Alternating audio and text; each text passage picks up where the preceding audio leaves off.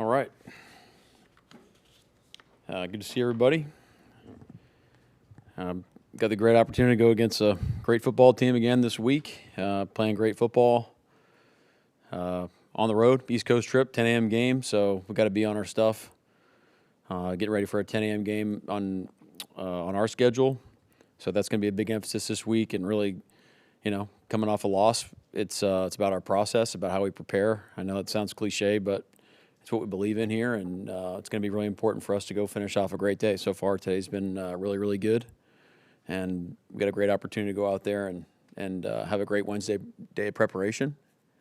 And then, I'm going to keep giving you the buzzwords here, but keep stacking them, keep attacking this thing, and go prepare to play our best game for Sunday. So, but Jacksonville's a really good team, playing well in all three phases, playing complementary football. Got a lot of really good players, coached well, so be a great challenge for us. Jacksonville likes to rack up the yards on the ground. Your run defense has been solid all year. What or whom is making that happen? For them or for us or both? Your run defense. I think it's the same answer that we gave earlier in the year. Is we're playing with the physicality up front and a disruptiveness to us, but while also being disciplined in the box. I'd say we have to be better on our perimeter, keep attacking that. But guys are playing hard, and we're fitting runs well. I think we're also being aggressive in how we're calling it. So it's right now it's a good combination. We've got to keep that going. With the new head coach, who I believe is calling the plays on offense, is 5 games enough of a sample to catch on to things, or you still too small to read into what they've done so far? I think it's all the above. I think you definitely have to account for how they've operated this year. You're looking into coordinator history, other people on their staff, what they've done. You have to have a great understanding about how we're being attacked on defense. Last year, what they did in Tampa, going against there's all sorts of things you can pull from. And then there's obviously a balance of, okay, at what point are you kind of going down a dark hole and you got to start making decisions, and, that's what I tend to do, is dive a little too deep. So, how often are you in the rabbit hole? We're looking back. Too frequently. Just make it more simple. Who helps pull you out of that? Nobody. What are you seeing? They're really creating a lot of turnovers on defense. What are you seeing in kind of how they're doing that? Well, it's they forced fumbles, and they've intercepted the ball a lot, and the interception today was in a zero blitz with a pop out, similar to Leo's last year against New York. It's kind of coming in all different things, and like what we say is, if you play with energy, balls tends to come to life. But you also have to have an awareness of when those ops come. The fumbles have come, both in ball in transition, extended plays, the quarterback. So they're doing a good job of finding those ops and taking advantage of them. Some people talk about blitzes as a way to kind of help coverage out by getting more pressure quickly. Some people talk about it as you got to have good coverage to be able to blitz effectively. Sure. How do you see it? Yeah, it's both. I mean, there's some inputs into it too, variables that you got to. I feel like that's always my answer, but what's the situation? What are you trying to attack? But it's both. Yeah. Lawrence has only been sacked 6 times this year. What are they doing up front? Or is it a matter of just the way that he is getting the ball out and getting the ball to playmakers? Well, yeah, it's complementary, right? It's similar how we feel like we want to operate on our offense is playing on time. He's making fast decisions. You got to give him a lot of credit for that. The receivers are getting open, and he's throwing the ball on time. He's throwing it accurately, and they're protecting him. So they're doing a good job. They ID stuff really well. They're not in drop-back situations a lot. If they are, sometimes it's on their terms. And in the action game, they complement it well with some of the movements and the screens off it as well. So they're a complementary offense, and they're playing efficiently right now. Michael, red zone defense, obviously no team wants to have to play red zone defense, but physicality and mindset, how those two mirror, and it's important once the team's in it. Yeah, in the red zone, we say nobody runs it in, and they ran it in twice on us last game. So we're a little upset about that. DeMarcus Lawrence, Devon Witherspoon, and Woolen. Expectations for them practicing today? Yeah, I'd say the timetable is the same from what we said on Monday with D-Law. You're probably looking. We'll see how it plays out today. But it's going to go for all three. It's going to go later in the week. In terms of like play status and all that. Josh Jones, what's his status? Josh is out this week. Mike, how's the Jalen Milroe experience gone in games? And have you intended to use him more in game planning and situations just didn't mesh?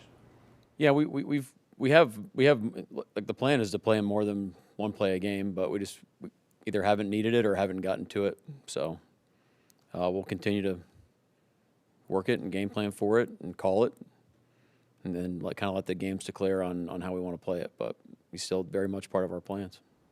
There was some active conversation a few weeks ago about signals and learning signals or stealing signals, depending on your perspective. Yeah.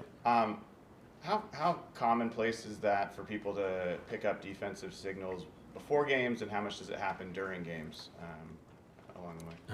It happens both sides. It's funny. I was thinking, for some reason, I was thinking of Sam Howell last year in practice. Just, we'd be doing periods, and he's like, "I know what that call is. You can't be yelling it. What you're doing." So sometimes it's a little inevitable on, calls that you're hearing all the time. So you do have to change. Offenses have to do the same thing. Like, you can't just be saying the same thing for 17 games and have it be the same thing. Otherwise, teams are going to pick up on that. So it's something you have to be aware of. With Josh Jones, does he need to go on IR, or is that a consideration? Not right now, no. So Trevor Lawrence ran the ball a lot more last game, and that has seemed to be an issue for the defense in terms of containing quarterbacks getting out. Is there something you're seeing that can change there, or what's kind of the cause of quarterbacks kind of getting out on that? Like the way that, again, these quarterbacks are, and I know it's easy to say, like, they all extend plays well, and this is something that Lawrence he hadn't really done at the beginning of the year, showed up last game, has done it throughout his career, so it's something you have to account for. We've had a lot of great games where we've rushed our style and played 4-1 and have contained quarterbacks, and that's the expectation. We haven't done it sometimes. We haven't been as consistent as we want to be. I think that's the answer, But you're gonna tailor your rush plan to. It's a combination of what you feel like you do well, matchups, how the quarterback operates in the pocket, all those things that those things are in consideration every week. Like, when we talked to A.J. Barner after the game about, people thought he was a blocking tight end and not a pass catcher, and if he laughed at that now, and he said he almost kind of put himself in that box. Do you find that sometimes when players come in the league, of like, because of what their role is in college, that they don't even necessarily know their full potential till they get to show it? Yeah, I think I'm trying to think in terms of AJ and, like, more generally speaking, but more generally speaking, our philosophy, and John Harbaugh taught me this, is we take pride in having a vision for our players bigger than they have for themselves. And I think that provides growth, that provides stretch. And it's our job as coaches to see it and make it come to life. And with AJ, I feel like he's had high expectations for himself. He's had high goals. And he's not afraid to make it known and go chase it. You see a guy like Jax has been the same way, that these guys, they envision themselves as premier players at their position, and that's what AJ's trying to do, and I think he's on his way. I was going to ask you about that. I remember in training camp, if people ask about Barner, whether it's you or his teammates, they talk about kind of those goals and expectations. Is that something he's been more vocal about? That, it seems like you're all relaying that message. Is that something he's? Yeah, well, that was our conversation at the end of the year on what we felt like he could become, and he shared the same feeling. And I think I don't know when we got the question about AJ in the offseason or during camp or OTAs or something, but the way he attacked the offseason, I'm not surprised. This is what we envisioned for him, as being this type of player. So, but you got to put the work in. You got to go through all the steps. You can't just say it and just show up and just it happens. You got to go train. You got to train with a purpose and intent and do it every day, and that's what he does. It seemed like on rewatch that Cooper Kupp showed up in the run game. Obviously, people know him as a pass catcher, but You know, what kind of impact have you seen from him as a blocker and not just as a receiver? Well, this has been a big-time part of his game his whole career. I mean, we've had to deal with this guy for years. Blocking on the perimeter, cracking safeties, getting, transportation runs started on the edge, blocking DNs. There's a toughness to it. There's an intelligence on how to get it done. There's a physicality to his game. I think that has, extended itself all the way throughout the entire receiver room. I think our receivers are blocking well right now. I think we always can take it to another level, but he brings that mentality of, hey, it's 12-1 football. We're all responsible for our run game, receivers included, and he does a great job. How impressive was what Travis Hunter's doing and kind of the way they're using him? And what's the challenge, I guess, when a guy's on both sides, but they kind of stick him in at different times, it appears? It's a challenge because he's a good player, they're finding ways to get him the ball on offense, and when he gets the ball in his hands, he's tough to deal with, so we got to take great angles and get multiple people to him. And defensively, he's obviously a great talent, and they're figuring out ways to make him impact the game on defense. So, tribute to him. We saw this in college. I mean, the guy was playing like 1 trillion plays a game at a high speed, at a high level. So, not surprised. But, the fact that they're the first team to really make it come to life here in a minute is, it's just kind of is what it is. It's good. They smart. When you're preparing for a 10 a.m. game on the East Coast, are there things you do throughout the week to get ready? Obviously, you leave at a certain time, but are there things you do differently throughout the week for that? Like us as a team or me personally? As a team, yeah. You're not doing like wholesale changes, but you're trying to bank sleep. There's certain strategies you have on the plane, hydrating, trying to stay on your body clock. It's kind of like micro things you just try to hit. Normally it's happened towards the later part of the week. Do you actually keep your watches and team clocks on West Coast time when you're east? No, we just translate it to we move our Saturday schedule back. Because you get in late on Friday, and you're still trying to maximize sleep, and there's a balance there on what you do on Saturdays. I would go crazy. I wouldn't know what to look at. When you look at Travis Etienne, it's not just the total number of yards, it's his average yards per carry. Right. What are you seeing with his run style? Well, he kind of does everything well, in my opinion. He's an explosive runner. He's got great balance. I think he's seeing it well right now. I think he finishes runs well. There's an explosive element to their run game too, where they've popped off a few long runs that normally you see like a long run. There's 17,000 guys on a line of scrimmage, and maybe a guy misses a tackle, and now it's to the gate. These runs are like running through angles, breaking tackles, different waves of defense. So it's impressive what he's doing. But he's a great back. We see great backs every week. We got to bring our A game every week. We have to play.